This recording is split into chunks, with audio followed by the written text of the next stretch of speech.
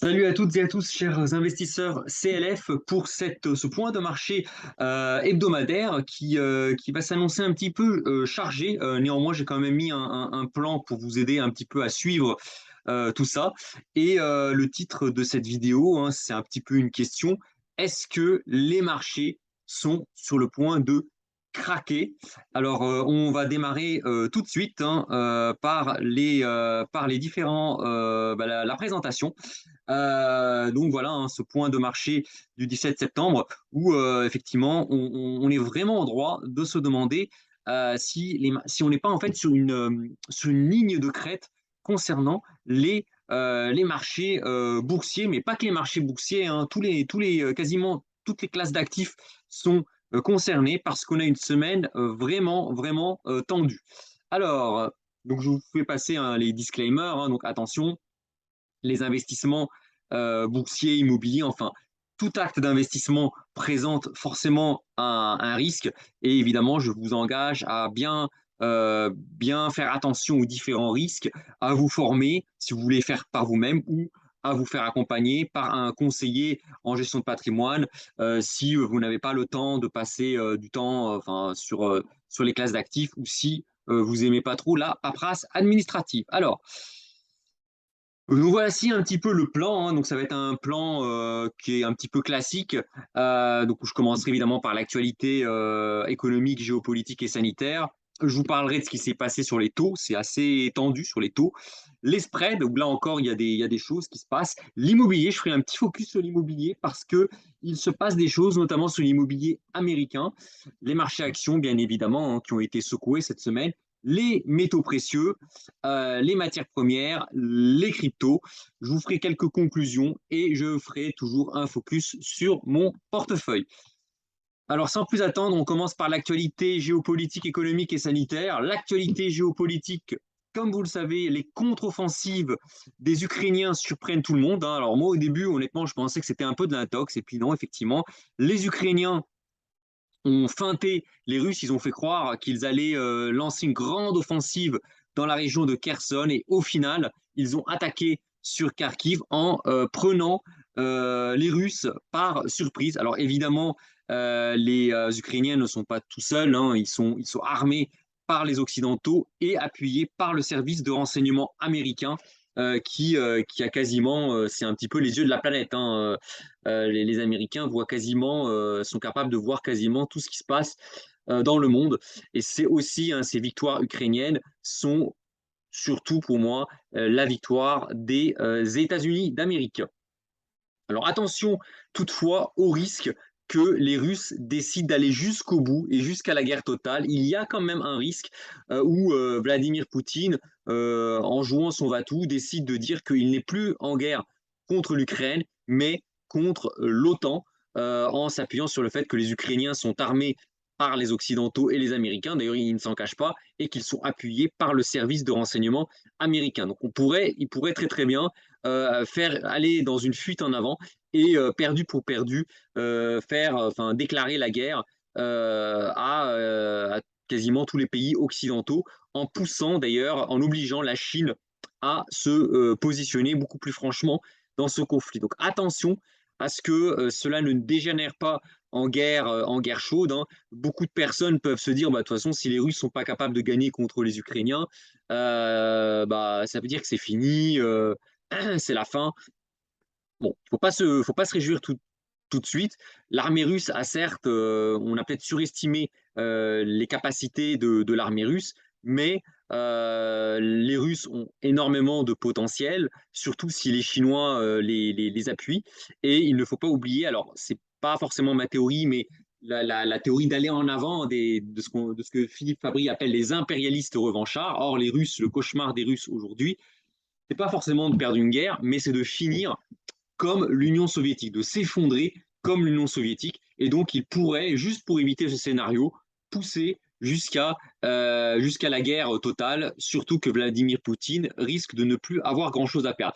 Si ça vous intéresse, ces actualités-là, moi je vous pousse à suivre les vidéos de Philippe Fabry, hein, qui fait vraiment de très très belles vidéos, hein. Donc Philippe Fabry, qui est juriste de formation, mais qui a fait énormément de travaux en historionomie. Moi, vous le savez, j'aime beaucoup l'histoire et j'aime bien, en fonction des événements qui se passent dans l'histoire, qui se sont passés dans le passé, prendre des stratégies d'investissement dans le futur. Et ça, pour moi, c'est important qu'un investisseur raisonne par scénario et qu'il n'ait pas juste un scénario en tête et qu'il n'investisse que dans une voie parce que, évidemment, l'histoire est multifactorielle. C'est pour ça que c'est intéressant. Moi, je vous conseille de regarder justement la vidéo de Philippe Fabry qui voit qu'il y a un potentiel risque d'embrasement et que la Russie aille jusqu'au bout via une fuite en avant. Voilà. Donc moi, voilà, je ne suis pas historionome, hein, donc je laisse le soin aux spécialistes. Donc n'hésitez pas à aller regarder la chaîne de Philippe Fabry. Alors, je continue avec l'actualité sanitaire, donc avec le énième rebondissement du Covid, les contaminations qui repartent à la hausse en cette rentrée 2022 et on va être sans doute en route pour une huitième vague. Alors, néanmoins, moi, je ne pense pas qu'il y aura des reconfinements, des couvre-feux. À mon avis, s'il devait y avoir un reconfinement, ça serait plus un reconfinement énergétique parce que, évidemment, si la Russie nous coupe complètement le gaz, ça va être compliqué cet hiver de prendre les transports, etc. Et donc, le gouvernement pourrait demander aux entreprises non essentielles de remettre tout le monde au télétravail. Voilà un petit peu pour l'actualité sanitaire. L'actualité politique, là, c'est un peu plus mouvementé. Emmanuel Macron veut faire passer sa réforme des retraites, donc évidemment, encore plus d'austérité pour les retraités et pour celles et ceux qui partent à la retraite avec peut-être un allongement de la durée de cotisation. Et il menace de passer par le 49.3 si l'Assemblée nationale ne vote pas en sa faveur. Donc ça, évidemment, ça risque de mettre les feux aux poudres, d'autant plus qu'avec l'inflation, le quatrième trimestre risque d'être déjà très agité sur le plan social en France. Et là, un conseil, préparez et anticipez votre liberté financière sans attendre l'aide de l'État. Enfin, moi, en tout cas, clairement, il ne faut surtout pas compter sur l'État. Si l'État donne des chèques, tant mieux, hein, on ne va pas cracher dessus individuellement, mais il ne faut pas trop s'appuyer sur l'État.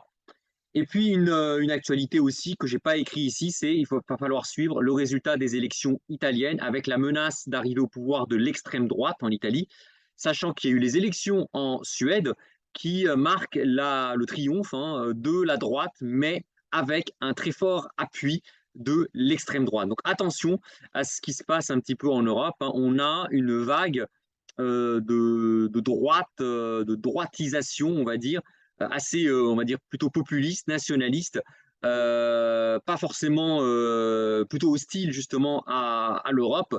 Donc ça, voilà, c'est quelque chose qu'il faudra surveiller de près dans un contexte où effectivement l'intérêt de la Russie, ça serait de mettre la division au sein des pays de l'Europe.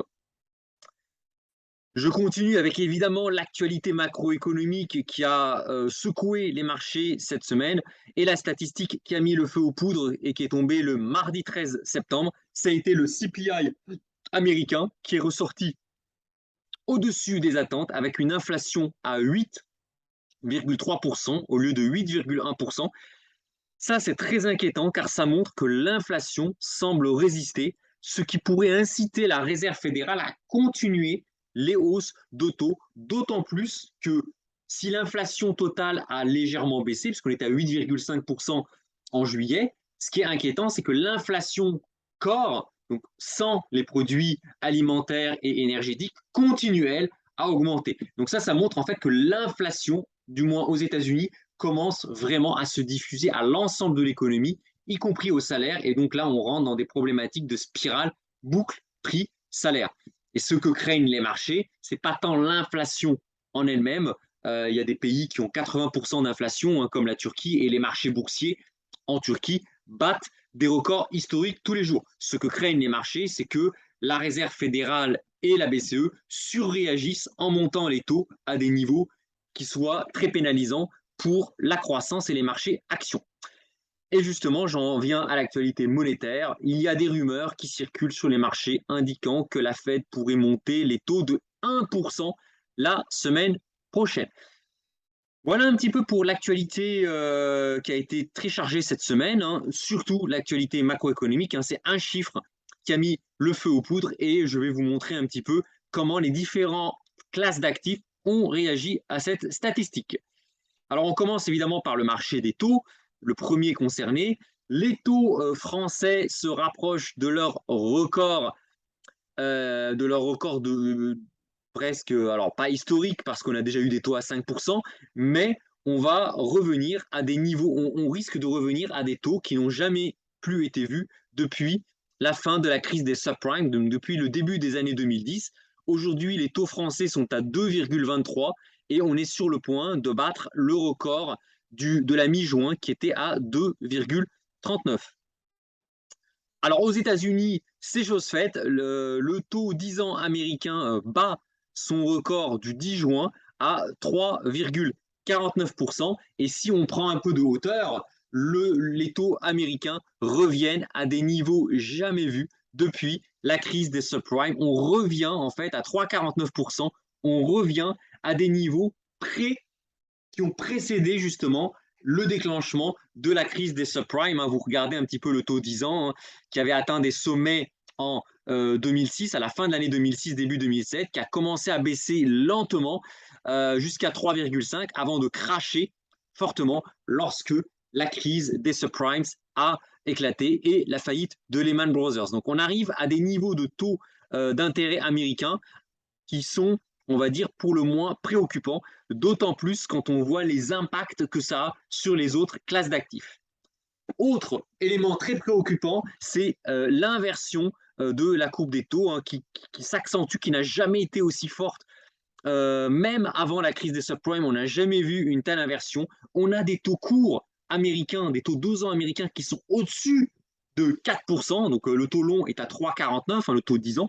Le taux court, le taux 2 ans américain est à plus de 4%. C'est-à-dire que les marchés anticipent que la Réserve fédérale pourrait monter les taux au-dessus de 4%, alors qu'on a des taux 10 ans qui sont à peine au-dessus de 3,5%. Alors le taux 12 ans ici qui est à 1,5%, c'est plus un problème de liquidité sur les marchés. Donc ça, il ne faut pas forcément le prendre en compte. Il faut vraiment regarder cette partie de la courbe des taux. On a plus de 50 points de base de différentiel négatif entre le taux court et le taux long. On n'a jamais vu ça. Même avant la crise des subprimes, on avait peut-être 20 points ou 30 points de base d'inversion de courbe des taux. Là, on est à 50 points de base d'inversion de courbe des taux. Et ça, en général, ça présage c'est un signe annonciateur d'une entrée en récession de l'économie américaine. Donc ça, c'est assez inquiétant aussi, et c'est un signe, moi, qui m'inquiète.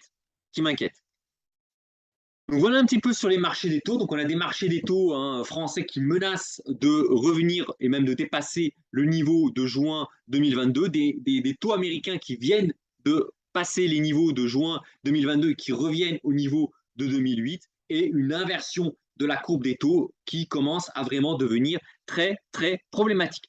Alors je continue, hein. Donc le marché des taux sur le point de craquer, clairement. Évidemment, dans la foulée, les spreads de crédit. Alors, sur les spreads français, ça va. La France, ça tient bon. Par contre, on a des spreads italiens qui continuent à repartir, à monter tranquillement, mais sûrement. On est maintenant à plus de 230 points de base d'écart entre les taux italiens et les taux allemands. Alors si le taux allemand est encore légèrement en dessous de 2%, le taux français est à 2,3%. Les taux italiens viennent de franchir la barre des 4%. C'est énorme. Un pays comme l'Italie, qui a un PIB assez faible, qui a une énorme dette, un énorme ratio dette sur PIB, l'un des plus élevés d'Europe après la Grèce, et qui en plus voit ses taux d'intérêt dépasser le niveau des 4%, sachant qu'en ligne de mire, il y a les élections législatives italiennes avec le risque d'arriver au pouvoir de l'extrême droite. Donc là, attention, on risque d'avoir un, un éclatement des spreads de taux au sein des différents pays de la zone euro. Alors, je continue sur les marchés immobiliers. Alors là, c'est un petit focus, hein. En général, je ne parle pas beaucoup de l'immobilier dans mes points de marché, mais là, je vais en parler. Et pour cela, je me permets de vous montrer un graphique, hein, qu'avait posté un YouTuber, hein. Vous avez ici son alias, hein, et vous avez le lien vers sa chaîne YouTube, hein. Moi, quand je poste évidemment des graphiques, des idées, évidemment, je n'hésite pas aussi pour respecter le droit d'auteur et le droit des personnes, hein, qui ont travaillé dessus, parce que ces personnes-là font énormément de travaux. J'avais cité aussi Philippe Fabry qui fait un travail énorme. Bah là, je cite un petit peu cette personne. Vous avez le lien vers, vers sa chaîne. Donc, qui avait marqué, je crois que sa chaîne, c'est Esprit Libre, et qui fait de bonnes vidéos. Et là, en fait, il a sorti un graphique qui est assez inquiétant, qui vous montre le taux des crédits hypothécaires aux États-Unis. Et regardez, en l'espace de quelques mois, depuis le début de l'année, les taux hypothécaires américains sont passés de 2,7% à 6,02%. Et oui, vous ne, voilà, c'est pas une erreur de prononciation de ma part. Si les Américains veulent acheter un bien immobilier et qu'ils veulent s'endetter sur 20, 25, 30 ans, ce qui est une durée normale pour acheter un bien immobilier, les taux d'intérêt immobilier sont à 6,02%, soit une hausse de 3,3%, des taux immobiliers qui montent de 3,3% en l'espace de quelques mois. On revient au niveau qu'on n'a jamais vu depuis le début de la crise des subprimes. Je vous rappelle que la crise des subprimes, la crise de 2008, a été déclenchée par une insolvabilité généralisée des emprunteurs immobiliers qui n'ont pas pu rembourser leur crédit hypothécaire. Je vous rappelle aussi que les taux américains, les crédits immobiliers américains sont à taux variable. Le fait d'acheter un bien immobilier à taux fixe est une spécificité française, mais dans la plupart des pays du monde, et notamment des pays occidentaux du monde, les, les acheteurs immobiliers, lorsqu'ils souscrivent un crédit, ce sont des crédits à taux révisables, et en général qui ne sont même pas capés. Donc là, attention, on a un vrai danger sur les taux de crédit immobilier américains. Cette situation s'est déjà produite, très forte inversion de la courbe des taux, envolée des taux courts, envolée des taux très longs, les taux hypothécaires. C'était exactement la situation qui prévalait avant la crise de 2008. Et là, c'est plus grave aujourd'hui, c'est qu'aujourd'hui, on a déjà de l'inflation. Lorsqu'il y a eu la crise de 2008, l'inflation était à peine de 2,5%. Aujourd'hui, on est à plus de 8% d'inflation. Ça va poser énormément de problèmes. Si la Réserve fédérale fait machine arrière pour resolvabiliser, pour éviter la déroute du marché immobilier américain, elle va relancer l'inflation qui est quand même à 8%. Et si la Fed continue à monter ses taux, on risque d'avoir des taux hypothécaires américains immobiliers qui pourraient aller encore au-dessus de ce qu'ils étaient avant la crise des subprimes. Donc attention, c'est un graphique à surveiller de très très près et je remercie encore, hein, l'appel à l'auteur de cette chaîne. Hein, vous avez le lien ici, hein, vous pouvez aller sur la chaîne. Donc encore merci pour avoir partagé ces informations. Alors, je continue sur le marché du Forex, le marché d'échange. Là encore, l'euro-dollar tourne autour de 1, de la parité. On arrive encore à tenir la parité pour l'euro-dollar, mais attention, attention. Si l'euro tient, c'est parce que la BCE a monté les taux de 75 points de base. Mais que va-t-il se passer si la Fed continue à remonter ses taux, sachant qu'en Europe, on a un risque de fragmentation de la zone euro? Ça, c'est un risque que n'ont pas les Américains. Les Américains, ils ont juste un risque de l'inflation, mais ils n'ont pas un risque d'écartement des spreads. Nous, en Europe, on a ce risque. Est-ce que Christine Lagarde va pouvoir continuer à suivre le rythme de montée des taux de la Fed, sachant qu'elle doit faire face à la montée des populistes en Europe? Je vous parlais des élections italiennes. Ça, c'est un point à surveiller. Si jamais l'Italie, l'extrême droite italienne, gagne les élections, sachant qu'on a la droite dure en Suède qui a gagné les élections, Cela pourrait mettre une forte pression sur la BCE pour ne pas monter les taux et éviter un écartement des spreads. Et là, on pourrait avoir l'euro-dollar qui partirait à la cave. Donc c'est ça le problème, hein, c'est la zone euro, j'ai fait une vidéo là-dessus, va encore se retrouver entre le marteau et l'enclume, entre le risque d'explosion des spreads de crédit des différents pays et le risque d'effondrement de l'euro par rapport au dollar et donc le risque d'importer de l'inflation qui vient de l'extérieur. Donc voilà encore l'euro qui est peut-être sur le point de craquer au niveau de la parité avec le dollar. Au niveau de la livre sterling, il ne se passe pas grand-chose. Et sur l'euro franc suisse, là encore, on a un niveau. L'euro continue à s'enfoncer face au franc suisse. Et là encore, on a un vrai risque de casser le niveau des 95 centimes contre 1 euro. Donc là encore, il va falloir surveiller ce niveau.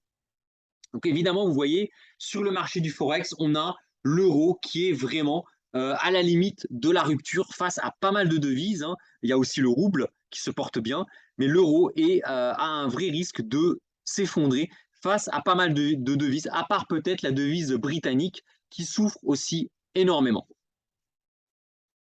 Alors, on continue avec les marchés actions.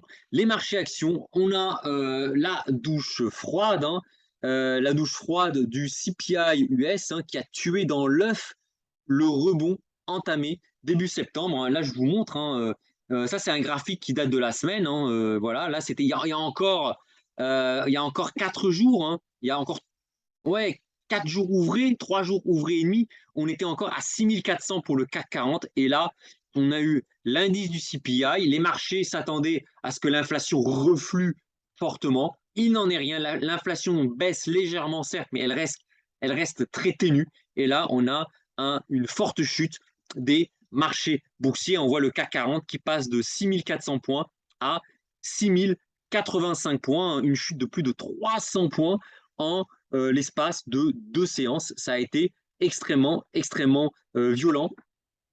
Quand on prend un petit peu de hauteur, on voit cette pression baissière hein, sur le CAC 40 hein, qui avait touché les 7400 points quasiment au début de l'année, hein, son record historique. Et là, il ne cesse, il est en tendance baissière. Alors, il y a eu de forts rebonds. On a eu le rebond entre la mi-juin et la mi-août. Ensuite, on a eu une forte baisse. Hein, puis, on a eu des velléités de rebond notamment du CAC 40, hein, avec, je vous avais fait une vidéo, hein, avec notamment un Bernard Arnault qui a acheté pas mal d'actions LVMH, hein, ce qui évidemment a permis à pas mal d'investisseurs qui ont suivi le mouvement du patron de LVMH. Ça a été aussi une des raisons de la remontée du CAC 40. Alors ça a été aussi aidé par un espoir que les banques centrales vont arrêter leur hausse des taux. Et puis que nenni, le CPI tombe très mauvais. Et là, on a les marchés actions qui rechute assez fortement. Alors, au moment de la clôture, le CAC 40 a rebondi, hein. Bon, là, c'est un graphique qui a été pris à peu près à 22 heures. Donc, à 22 heures. Et dans les 2 dernières heures avant minuit, hein, avant vendredi minuit, avant samedi matin, en fait, le CAC 40 s'est hissé au-delà des 6100 points parce que certains investisseurs pensent que on pourrait quand même rebondir en début de semaine prochaine. Alors j'essaierai de faire une vidéo pour expliquer pourquoi les marchés actions ne s'effondrent pas.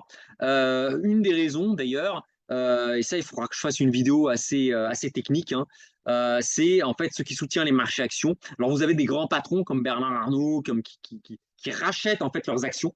Ils n'hésitent pas, hein, dès qu'ils ont un peu de cash, à racheter des actions de leurs entreprises, ce qui permet de maintenir certains gros poids lourds du CAC 40 à un bon niveau. Je vous rappelle que sur le CAC 40, il s'échange environ 1, 2, 3 milliards d'euros par jour sur le CAC 40. La fortune de Bernard Arnault, c'est 150 milliards d'euros. Il suffit que Bernard Arnault arbitre 1% de son patrimoine et à lui seul, il va générer autant de volume sur le CAC 40 que tous les investisseurs réunis du CAC 40 en une journée. Donc voilà, il y a cette capacité de décaler, de maintenir les marchés. Et l'autre acteur, mine de rien, qui permet au marché de tenir, ce sont les assureurs vie. J'essaierai de faire une vidéo là-dessus, les assureurs vie qui tiennent, qui essayent vraiment de tenir la barre, qui ne veulent pas liquider qui ne sont pas en mode liquidation de leur portefeuille actions. Donc voilà, donc je vous expliquerai qu'il y a un risque que les assureurs vie finissent par craquer à leur tour. Alors pour le moment, on a des gérants actions au sein des compagnies d'assurance vie qui tiennent, hein, qui n'ont pas connu la crise de 2008. Hein, ils sont encore en mode buy the dip. Donc chaque fois que le CAC 40 baisse un petit peu, on a les gérants actions qui achètent. Mais il y a un risque que ces gérants actions soient sommés par leur hiérarchie d'arrêter d'acheter des actions lorsque les marchés corrigent. Et là, si jamais ces gérants arrêtent d'investir sur les marchés, de renforcer sur les marchés, là, on peut avoir une véritable bérésina sur le CAC 40 et un élément pourrait déclencher cela, à savoir la baisse annoncée du pouvoir d'achat des ménages. J'essaierai de faire une vidéo là-dessus parce que c'est quand même intéressant. Alors sur le Dow Jones, la chute est encore plus brutale et l'indice se retrouve englué dans son canal baissier. Alors autant le CAC 40, il est coiffé par une résistance baissière, mais il a quand même un fort support, une forte zone de support qui se situe entre 5008 et 6000 points. Là, le Dow Jones, il a beaucoup plus baissé. Hein, si vous regardez la courbe, il a énormément plus baissé que le CAC 40.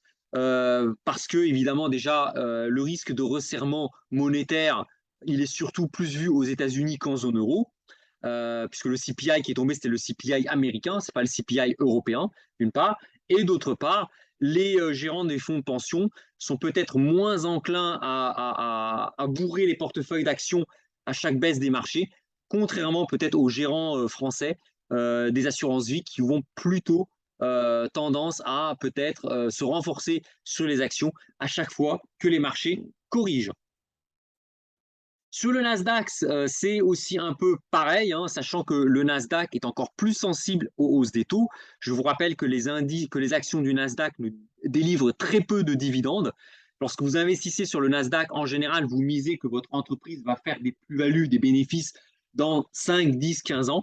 Or, si vous avez des taux qui montent dès aujourd'hui et que ces entreprises versent très peu de dividendes, ça peut évidemment aggraver la baisse sur le Nasdaq. Donc, prudence sur les actions du Nasdaq, sachant que pour le moment, on a quelques valeurs qui tiennent le Nasdaq, comme Apple, qui tient bien.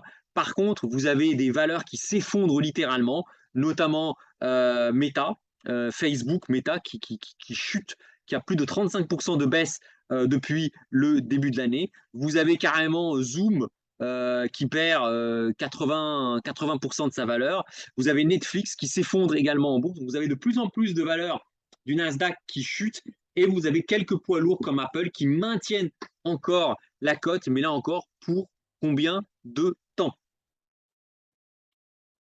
Alors, l'onde de choc du CPI américain n'épargne pas le Japon, même si, contrairement au Dow Jones, en fait, la Banque du Japon, elle est beaucoup plus accommodante que la banque américaine. Et ça, évidemment, ça permet aux indices japonais de moins souffrir que les indices occidentaux. Les marchés chinois, c'est compliqué. Sur la Chine, je vous rappelle que la Chine fait face à une crise immobilière majeure. Hein, je vous rappelle qu'on a des millions de Chinois qui ne peuvent pas se loger parce que les promoteurs immobiliers ont arrêté de construire. Hein, ils sont en situation de faillite. Du coup, beaucoup de Chinois qui appellent ces investissements les investissements à la queue pourrie arrêtent par révolte de payer leur crédit immobilier puisqu'ils ne peuvent pas emménager dans leur logement. Et là, on pourrait très très bien avoir une grosse crise bancaire en Chine. Et là, on a la bourse chinoise qui est à des niveaux de support majeurs, hein, les 13 000 points. Si les 13 000 points cassent, on s'ouvrira la route vers les 12 000 points. Alors là encore, hein, je n'ai pas forcément un conseil à vous donner. Si vous avez une vision court terme, court, moyen terme, la Chine, c'est peut-être pas forcément l'endroit où il faut aller mettre ses billes. Par contre, si vous avez une vision de long terme, quand je dis de long terme, 5 ans, 10 ans, 15 ans, 20 ans, on est peut-être à des points d'entrée intéressants pour le futur à long terme. Alors l'Inde, même la bourse indienne a été impactée par le CPI américain, mais l'indice phare de la bourse de New Delhi reste au plus proche de ses records historiques, hein. Regardez. Alors certes, on a eu la forte baisse de la bourse indienne suite à l'annonce du CPI américain. Par contre, quand on prend un peu de hauteur sur ce qui se passe en Inde, on voit que les marchés boursiers indiens sont quasiment à des niveaux proches des records historiques. C'est même un des rares indices à être dans le vert depuis le début de l'année. Pour l'Afrique du Sud, c'est pareil. La bourse d'Afrique du Sud n'échappe pas à la morosité et enfonce le seuil des 60 000 points. Et idem pour la bourse brésilienne qui, pareil, qui a accusé le coup avec le CPI américain. Je vous rappelle que si jamais la Fed monte trop fortement les taux d'intérêt, on a un risque de contagion de la crise de taux américains vers une crise de change des pays émergents, hein, puisque les pays émergents ont leur devise qui est liée plus ou moins au dollar. Si jamais la Réserve fédérale monte fortement les taux, cela va renforcer le dollar américain, ce qui malheureusement va précipiter certains pays émergents soit dans la crise, dans l'austérité, pour vouloir maintenir le peg par rapport au dollar, soit dans une crise inflationniste si les marchés laissent leur devise s'effondrer par rapport au dollar. Et c'est ce qui explique pourquoi les marchés, notamment le Brésil, souffrent suite à l'annonce du CPI américain. Donc voilà un petit peu pour les marchés actions. Donc on voit, on arrive à des niveaux critiques importants. Les 30 000 points pour le Dow Jones, qui s'ils sont cassés, ouvriraient la boîte de Pandore, une baisse beaucoup plus forte. On a les 6 000 points pour le CAC 40, qui pour le moment tiennent le coup, mais pour combien de temps? On a les 13 000 points sur les indices, l'indice chinois. On a les 60 000 points sur l'Afrique du Sud et les 100 000 points sur le Brésil. Alors maintenant, on va passer aux métaux précieux. Et là encore, il y a du craquement dans l'air. Les chiffres du CPI ont provoqué une hémorragie sur le marché de l'or, hein, qui a littéralement enfoncé la zone des 1700 $. Je vous rappelle, l'or ne verse pas de dividendes. L'or, donc je vous rappelle, l'or ne verse pas de dividendes. Or, plus les taux montent, parce que la Réserve fédérale monte les taux, plus les obligations vont verser alors pas des dividendes, mais des coupons. C'est un peu l'équivalent des dividendes, mais en langage obligataire, on parle de coupons. En langage des marchés actions, on parle de dividendes. Et en langage immobilier, on parle de loyer. Voilà. Donc, on a des obligations qui versent de plus en plus de coupons. Et face à un marché de l'or qui ne verse aucun coupon, on a l'or qui dévisse, clairement, qui dévisse. Et l'or a testé hier dans la soirée le niveau des 1650 $ l'once. C'est un niveau qu'on n'a jamais vu depuis plus de 2 ans, voire 2 ans et demi. Je vous rappelle que ce niveau a été testé une fois au milieu de l'année 2021. On avait tapé les 1650 $ l'once. Si jamais l'or enfonce ce seuil des 1650 $ l'once, on pourrait avoir un mouvement de capitulation du métal jaune. Alors, vous voyez, hein, moi, tous ces points bleus, c'est mes achats. Moi, j'achète de l'or, je profite de toutes les baisses pour acheter, mais petit à petit, hein, tout petit, hein. Vous voyez, 0,01 contrat sur l'or, hein, ça équivaut à 0,01 once d'or. C'est rien du tout, hein. 0,01 once d'or, ça correspond à 16 ou 17 $. Donc, vous voyez, donc c'est vraiment pas énorme, mais je fractionne mes positions, je garde des munitions. Si jamais l'or casse les 1650 $ l'once, on pourrait avoir un phénomène de panique qui pourrait précipiter l'or rapidement vers les 1500 $ l'once. Et là, évidemment, je me tiens en alerte pour renforcer mes positions, mais toujours de manière parcimonieuse. Et donc là, attention aussi, le marché de l'or est sur le point de craquer. On a eu un rebond en fin de soirée hier, un peu comme pour le CAC 40 et le Dow Jones. L'or a rebondi sur 1650 pour revenir à 1674, mais on voit que les rebonds de l'or, comme des marchés actions, sont de plus en plus faibles. Et vous voyez, c'est un peu comme une balle de tennis qui rebondit, mais de plus en plus faible, hein. On vient taper le support, on rebondit, on revient sur le support, mais on rebondit moins fort. Et ça, c'est un signal dangereux de risque de cassure franche et nette du support majeur des 1650 dollars l'once. Alors sur l'argent, l'argent a curieusement bien résisté hein, par rapport à l'or. On n'a pas eu vraiment un effondrement de l'argent suite à l'annonce du CPI américain. Par contre, l'argent a déjà cassé son support majeur hein, qui est situé à 21 dollars. On l'a déjà cassé. Donc évidemment, l'argent avait de l'avance un petit peu sur l'or. Donc l'argent a un petit peu baissé cette semaine, mais ça n'a pas été la bérésine. C'est un peu pareil pour le palladium hein, qui tient bien, qui même rebondit sur la zone des 2000 dollars, et pour le platine qui résiste, mais qui reste sous pression tant qu'on est en dessous du seuil des 1000 dollars l'once de platine. Voilà un petit peu pour les métaux précieux, donc avec le focus sur l'or qui est en grand danger de rupture du support majeur des 1650 dollars l'once. On passe aux matières premières. Le pétrole, pareil, le pétrole qui enfonce le niveau des 88 dollars le baril, mais rebondit bien sur le support des 80 dollars qui correspond au top de 2021. Donc attention aussi à ce que le pétrole ne casse pas à la baisse les 80 dollars. Pour le gaz naturel, on a eu un nouvel échec à franchir la zone des 10 000 points. On a la création sur le gaz naturel d'un double top. Premier top à quasiment 10 000, on retombe sous 6 000 points, on revient à 10 000 et là on est en train de rebaisser sous 8 000 points.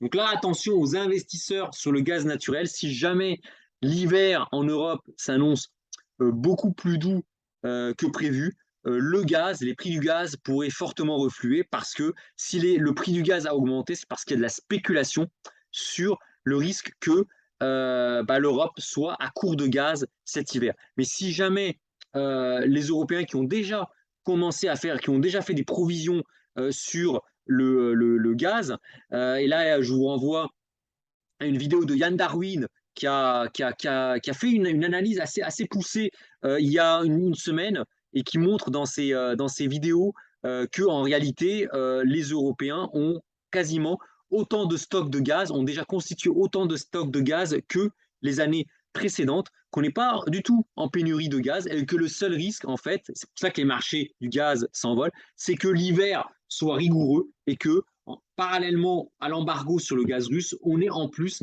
une surconsommation de gaz par rapport à l'hiver dernier. C'est ça en fait dont les marchés ont peur. Donc si jamais soit les relations se détendent avec la Russie, soit on a un hiver plus doux en Europe, on pourrait avoir des prix du gaz qui pourraient fortement chuter, ce qui sera positif finalement pour pour les consommateurs et pour l'inflation. Ça, c'est pas forcément négatif. Donc ça, si ce marché craque à la baisse, ça sera plutôt positif pour les consommateurs, mais évidemment pas pour les investisseurs. Sur le cuivre, une semaine très calme, hein, le cuivre qui continue à fluctuer autour des 3,50. Le nickel, on a eu un bon rebond sur la zone des 20 000, mais le métal reste en dessous de ses cours de début de l'année. Et je vais terminer par les matières premières alimentaires, et là c'est inquiétant. On a eu un très beau rebond du blé, donc ça c'est bien pour les investisseurs, qui rebondit vers 861 dollars, mais malheureusement, en fait, on a ce rebond, on a la baisse post-crise Covid, prix-crise Ukraine qui a été actée, mais malheureusement, le blé revient sur sa tendance haussière de long terme. Et ça, c'est inquiétant. C'est inquiétant parce que si le blé continue sur sa tendance haussière de long terme, ça risque d'accroître les pressions inflationnistes pour les prochains mois. Même chose pour le maïs qui repart très au-dessus des 600 dollars et reste aussi sur une tendance haussière de long terme. Donc on a gommé un peu les effets de la crise, de la guerre en Ukraine, mais je rappelle, et ça les politiques n'en parlent pas et c'est bien dommage, que l'inflation était déjà dans les tuyaux avant la guerre en Ukraine. Les matières premières alimentaires, le pétrole, le gaz avaient déjà commencé à monter bien avant la guerre en Ukraine. Pourquoi? Parce qu'on a eu aussi énormément de liquidités qui ont été imprimées par les banques centrales et qui ont été se déverser sur les marchés des matières premières. Donc attention, attention. Si on a le blé, le maïs qui continue à bien se porter, à augmenter, qu'on n'a pas un pétrole qui baisse franchement, qu'on n'a pas le gaz qui baisse franchement, on risque d'avoir de mauvaises surprises sur l'inflation dans les prochains mois et donc un risque de dégagement, de correction sur les marchés boursiers et obligataires. Je termine sur les crypto-monnaies. Les cryptos, on a eu une forte chute du Bitcoin dans la foulée de l'annonce du CPI. Le Bitcoin perd plus de 20% en 3 séances. Alors le Bitcoin est toujours évidemment beaucoup plus volatile que les actions. Il enfonce le niveau des 20 000 $ et le prochain seuil à surveiller sera le niveau des 17 500 $ le Bitcoin. Et en cas d'enfoncement de ce niveau, on ouvrirait la voie vers les 10 000 $. Et c'est pareil pour l'Ethereum, sauf que le niveau pivot qui sert de support est la zone des 1000 $ qui pourrait être atteinte beaucoup plus vite qu'on le croit. On est déjà à 1428 $ l'Ethereum. Donc là encore, hein, sur les cryptos, on est aussi sur une ligne de crête. Conclusion, la semaine a été très dure pour les marchés qui ont tenté de se reprendre avant la douche froide du CPI américain. Les taux, donc rappel, les taux reviennent à des niveaux jamais vus depuis très longtemps et pourraient exploser à la hausse en cas de franchissement de certains seuils techniques. Les marchés actions sont sur la corde raide. Je vous ai parlé des 30 000 points pour le Dow Jones et des 6 000 points pour le CAC 40 qui sont en ligne de mire et en cas de cassure, les indices clés auraient effacé tous les gains enregistrés depuis la crise du Covid.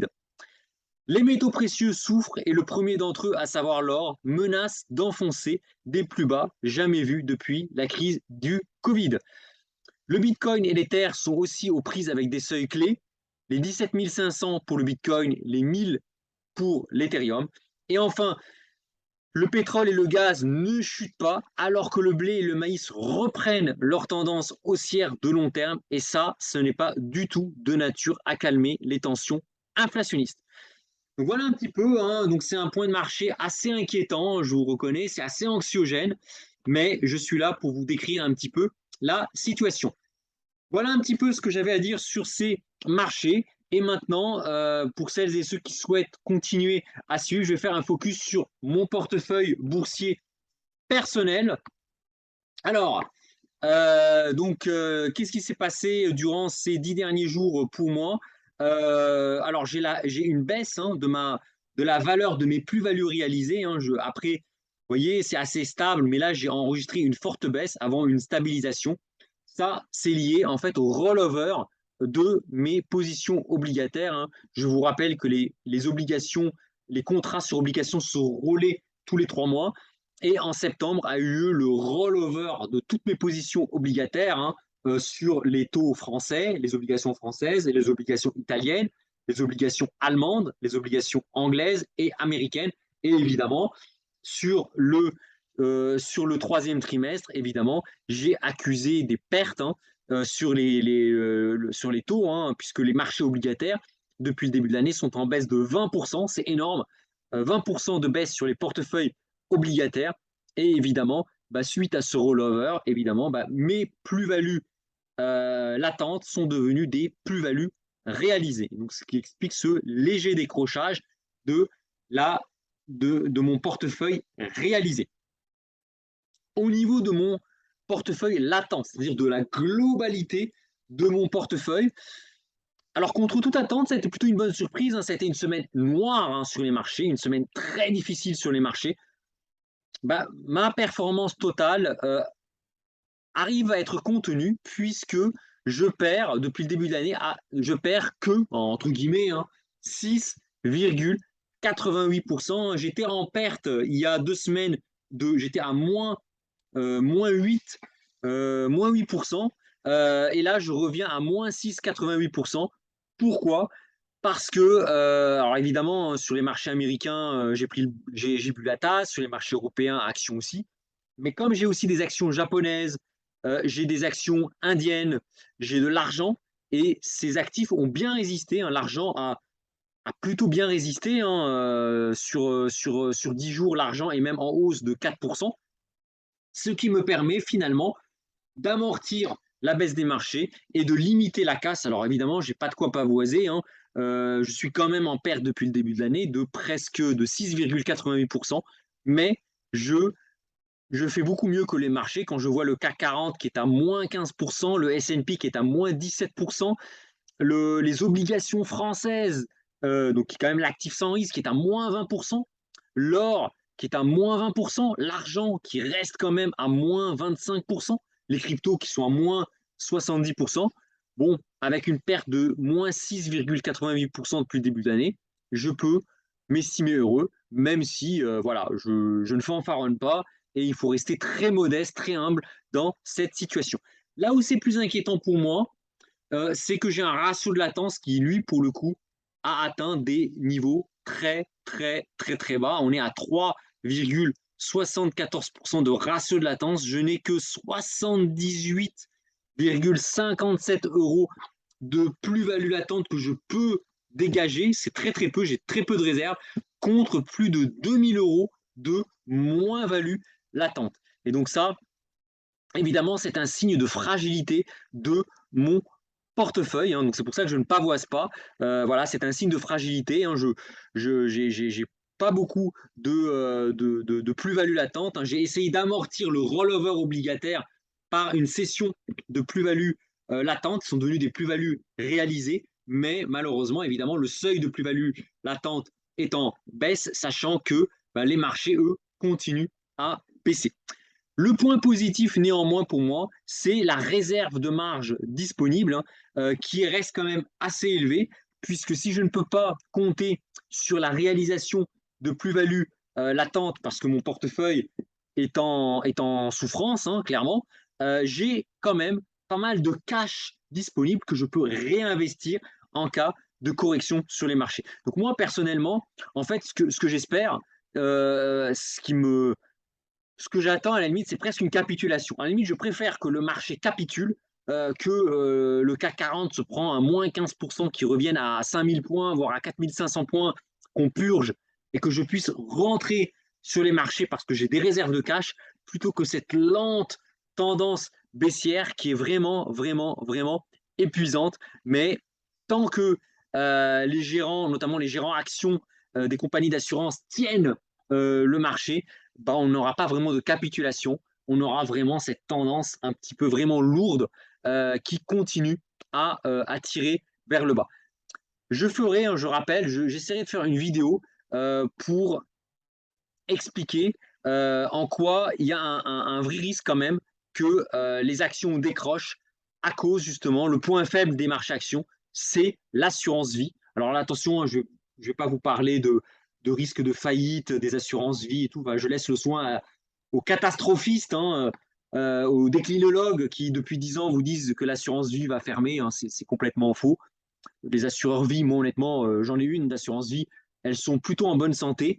Par contre, on pourrait avoir des rachats de masse sur les assurances vie, non pas à cause d'une panique de la population, mais à cause d'un problème de solvabilité des ménages à cause du fait de l'inflation. Et ça pourrait avoir un impact sur les marchés, en particulier sur les marchés actions. Alors, ce n'est pas le thème de la vidéo, mais j'essaierai de vous faire un focus le plus vite possible.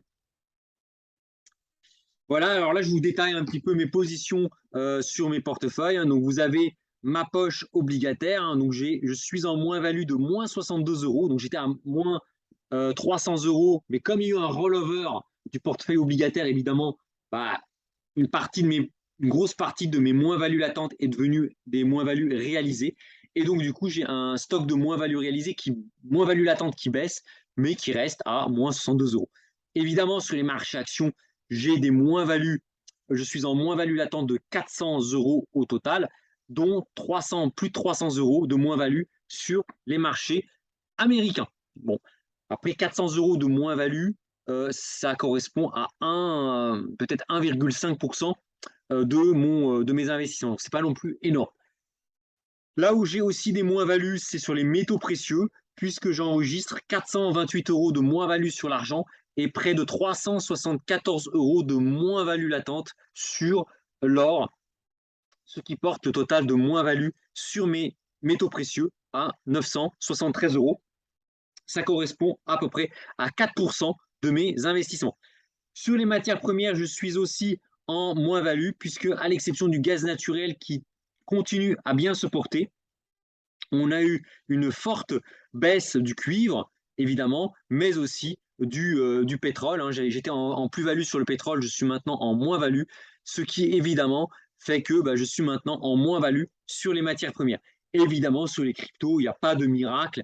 Avec un Bitcoin qui a perdu 70% de sa valeur, évidemment, même si je fais très attention, j'ai des stratégies d'allocation d'actifs qui sont assez poussées, mais évidemment, quand vous avez un actif qui vous fait moins 70%, vous ne pouvez pas être en plus-value, à moins de shorter, à moins de spéculer vraiment à la baisse. Donc du coup, j'enregistre 322 € de moins-value sur les cryptos.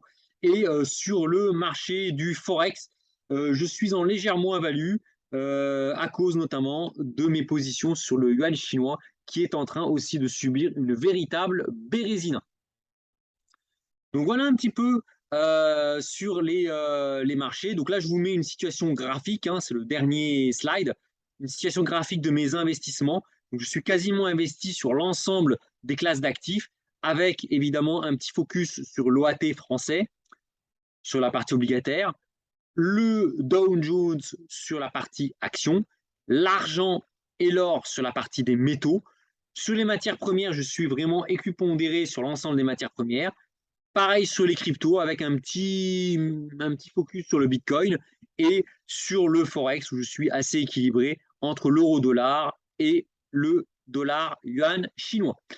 Évidemment, quand on regarde la cartographie de mes pertes, le gros de mes pertes se concentre essentiellement sur le Dow Jones, sur l'argent, sur l'or et étrangement sur le Bitcoin, alors que j'ai très très peu de Bitcoin. Hein, regardez, mon exposition est très faible, mais l'effondrement du Bitcoin est tel, moins 70%, que au niveau des pertes, j'enregistre des pertes assez élevées. Donc je vous laisse même pas imaginer les personnes qui ont fait tapis, qui ont fait all-in sur les cryptos. Ces personnes-là aujourd'hui doivent quasiment être en situation de ruine. Voilà un petit peu ce que j'avais à dire. Voilà, un petit point de marché assez complet, assez anxiogène, hein, je reconnais. Hein. J'espère quand même que les prochaines vidéos seront un petit peu moins anxiogènes que celle-ci. Mais c'est important pour moi de vous faire part de la situation. Voilà, on a quasiment beaucoup de marchés, d'indices qui sont sur la corde raide, qui sont sur le point de craquer.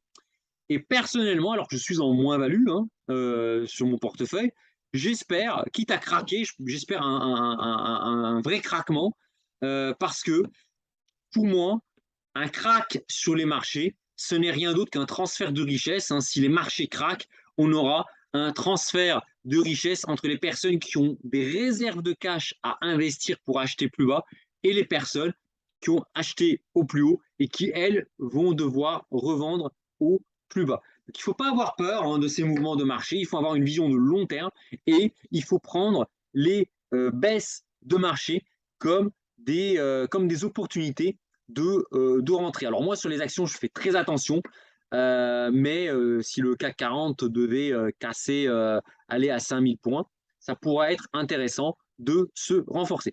Voilà un petit peu ce que j'avais à vous dire sur ce point de marché. En tout cas, je vous souhaite un bon week-end, un très bon début de semaine si vous prenez en route cette vidéo lundi matin et j'espère vous retrouver bientôt, soit pour un nouveau point de marché dans une semaine, soit peut-être, j'espère, pour une vidéo spéciale assurance vie parce que pour moi, le point faible, le talon d'Achille des marchés actions, notamment du CAC 40, il se trouve au niveau des assurances vie. Et vous allez voir, les choses sont plus compliquées. Il y a des calculs mathématiques, il y a des choses plus complexes qu'il n'y paraît. C'est pour ça que si je devais faire une vidéo là-dessus, il faut que je passe du temps à préparer des slides à votre attention. Voilà, écoutez, je vous souhaite un bon week-end, bonne chance, bon courage et à très bientôt. Salut tout le monde!